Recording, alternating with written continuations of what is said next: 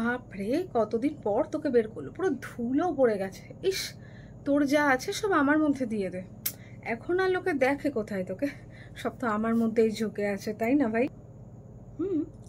ঠিক বলেছিস, কিন্তু কি বলতো, তোর মধ্যে ঝুঁকে থাকে ফিলিংসটা নষ্ট হয়ে গেছে।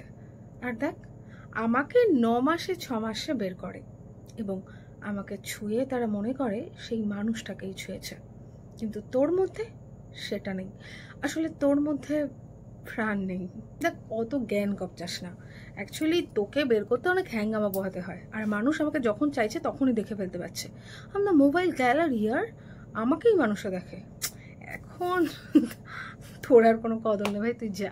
তুই ট্রাঙ্কে ঢুকেছিলি কোনো একটা খাপে, কোনো একটা কোনায়, অযত্নে যা।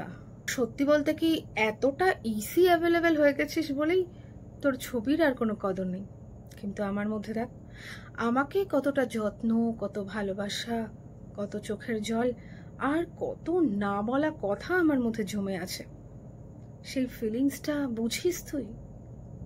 কিছু ফিল করতে পারিস? পারবি না, কারণ আমার মধ্যে সেটা আছে। আমি ফটো অ্যালবাম, আর আমার মধ্যে অনেক এমন কিছু স্মৃতি জড়ানো আছে যা মানুষ যখন খোলে তখন তার আমার মধ্যেই হারিয়ে যায়, আমার গভীরে। কথাটা মন্দ বলিসনি তুই, আমি একটু পুরনো, কিন্তু কিছু গন্ধ আছে, আমার মধ্যে কিছু স্মৃতি জড়ানো আছে, সেটা তুই হাজার চেষ্টা করলেও তোর মধ্যে আনতে পারবি না। তাই আমিই আছি।